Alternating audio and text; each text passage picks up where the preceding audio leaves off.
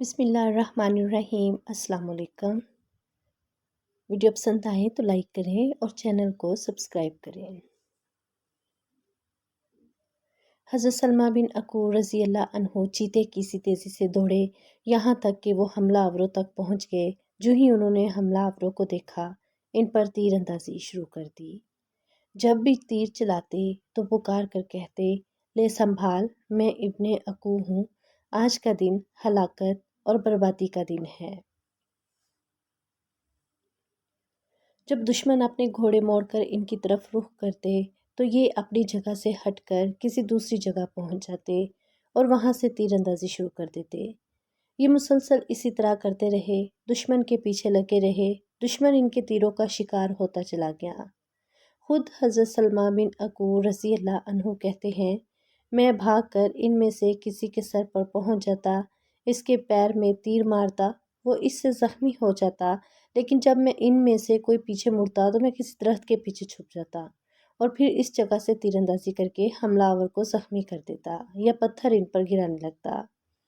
میری اس تیر اندازی اور پتھروں کی بارش سے وہ بری طرح تنگ آ گئے، یہاں تک کہ میری تیروں کی بارش نے انہیں بھاگنے پر مجبور کر دیا۔ زخمی ہو کر بھاگنے والوں نے 30 سے زیادہ نیزے اور اتنی ہی چادریں راستے میں گرا دی تاکہ ان کا بوجھ کم ہو اور وہ آسانی سے بھاگ سکیں۔ وہ جو چیز بھی کہیں پھینکتے میں اس پر پتھر رکھ دیتا تاکہ بعد میں ان کو جمع کر سکوں۔ غرض میں ان کے پیچھے لگا رہا، یہاں تک کہ سوائے چند ایک کے وہ تمام اونٹ جو رسول اللہ صلی اللہ علیہ وآلہ وسلم کے تھے پیچھے رہ گئے۔ دشمن آگے نکل گیا اور خود بھی میں ان کے تعاقب میں ان اونٹوں سے آگے نکل آیا۔ اس طرح میں نے حملہ آوروں سے تمام اونٹ چھڑا لیے۔ حضرت صلی اللہ علیہ وآلہ وسلم کو جب سلمہ بن اکوع رضی اللہ عنہ کی پکار کے بارے میں پتہ چلا تو مدینہ منورہ میں اعلان کرا دیا کہ اے اللہ کے سوار تیار ہو جاؤ اور سوار ہو کر چلو۔ اس اعلان کے بعد گھڑ سواروں میں سے جو صحابی سب سے پہلے تیار ہو کر آئے وہ حضرت مقداد بن عمرو رضی اللہ عنہ تھے، انہیں ابن اسود بھی کہا جاتا ہے۔ ان کے بعد حضرت عباد بن بشیر رضی اللہ عنہ آئے، پھر حضرت سعد بن زید رضی اللہ عنہ آئے، پھر باقی گھڑ سوار صحابہ حضور اکرم صلی اللہ علیہ وآلہ وسلم کے پاس پہنچ گئے۔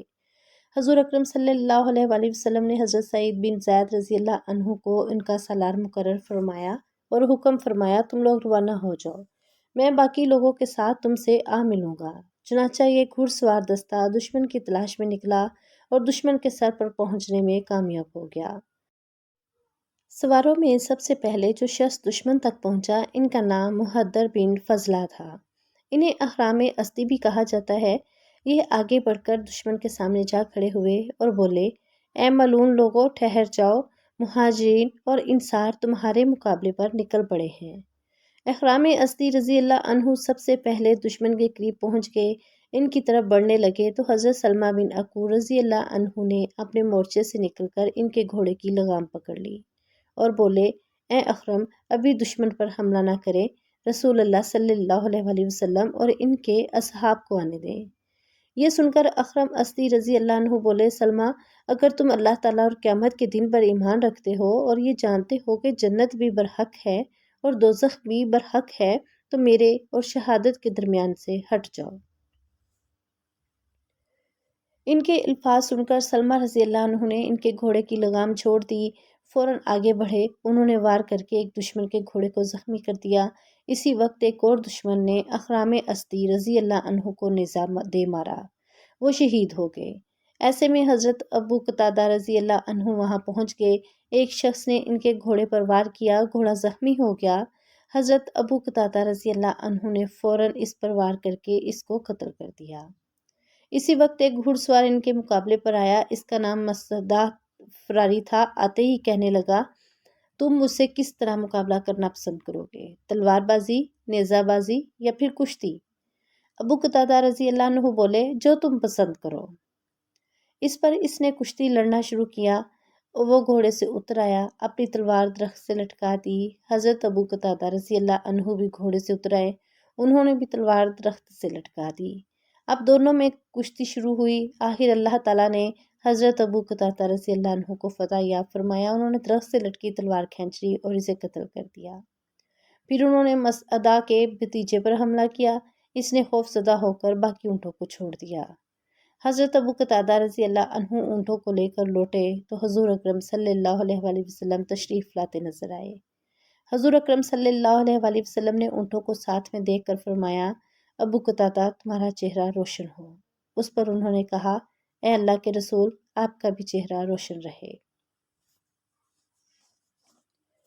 اس کے بعد آپ صلی اللہ علیہ وآلہ وسلم نے ان سے فرمایا، اللہ تم میں، تمہاری اولاد میں اور اولاد کی اولاد میں برکت عطا فرمائے۔ ایسے میں آپ صلی اللہ علیہ وآلہ وسلم کی نظر ان کی پیشانی پر پڑی، وہاں ایک زخم تھا اور تیر کا پھل زخم ہی میں رہ گیا تھا۔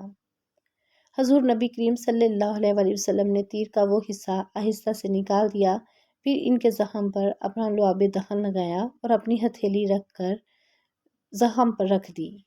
حضرت ابو قتادہ رضی اللہ عنہ کہتے ہیں، قسم ہے اس ذات کی جس نے آپ صلی اللہ علیہ وآلہ وسلم کو نبوت سے سرفراز فرمایا، آپ نے جو ہی زخم پر ہاتھ رکھا تکلیف بالکل غائب ہو گئی۔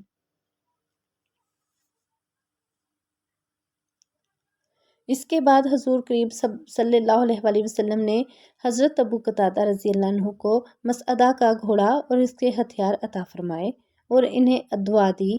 حضرت ابو قتادہ اور حضرت سلمہ بن عقور رضی اللہ عنہ کے بارے میں حضور نبی کریم صلی اللہ علیہ وآلہ وسلم نے اس موقع پر فرمایا، ہمارے سواروں میں بہترین سوار ابو قتادہ ہیں اور ہمارے پیدل مجاہدین میں بہترین پیدل سلمہ ہیں۔ پھر حضور نبی کریم صلی اللہ علیہ وآلہ وسلم مدینہ منورہ کی طرف روانہ ہوئے۔ کچھ دن بعد حضور اقدس صلی اللہ علیہ وآلہ وسلم نے ایک خواب دیکھا، یہ کہ آپ صلی اللہ علیہ وآلہ وسلم اپنے صحابہ کرام کے ساتھ امن کی حالت میں مکہ کی طرف جا رہے ہیں اور داخل ہو رہے ہیں۔ پھر عمرہ کے بعد آپ صلی اللہ علیہ وآلہ وسلم اور صحابہ نے بال منڈوائے ہیں اور کچھ نے بال کتروائے ہیں، اور یہ کہ آپ صلی اللہ علیہ وآلہ وسلم بیت اللہ میں داخل ہوئے ہیں۔ پھر آپ صلی اللہ علیہ وآلہ وسلم نے بیت اللہ کی چابی لی اور عرفات میں قیام کرنے والوں کے ساتھ قیام فرمایا۔ نیز آپ صلی اللہ علیہ وآلہ وسلم نے اور صحابہ نے بیت اللہ کا طواف کیا۔ حضور اکرم صلی اللہ علیہ وآلہ وسلم نے اپنا یہ خواب صحابہ کرام کو سنایا، سب اس بشارت سے بہت خوش ہوئے۔ پھر آپ صلی اللہ علیہ وآلہ وسلم نے صحابہ رضی اللہ عنہم سے ارشاد فرمایا، میرا ارادہ عمرے کا ہے۔ یہ سننے کے بعد سب نے سفر کی تیاریاں شروع کر دیں۔ آخر ایک روز حضور اکرم صلی اللہ علیہ وآلہ وسلم عمرے کے لیے مدینہ منورہ سے روانہ ہوئے۔ عمرے کا اعلان آپ صلی اللہ علیہ وآلہ وسلم نے پہلے ہی کروایا تھا تاکہ لوگ اس قافلے کو حاجیوں کا قافلہ ہی خیال کریں اور مکے کے لوگ اور آس پاس کے لوگ جنگ کے لیے نہ اٹھ کھڑے ہوں۔ مشرکوں اور دوسرے دشمنوں کو پہلے معلوم ہو جائے کہ آپ صلی اللہ علیہ وآلہ وسلم عمرے کی نیت سے آ رہے ہیں اور کوئی نیت نہیں ہے۔ حضور اکرم صلی اللہ علیہ وآلہ وسلم نے ذوالخلیفہ کے مقام پر احرام باندھا، پہلے مسجد میں 2 رکعت نماز ادا کی، پھر مسجد سے ہی اونٹنی پر سوار ہوئے۔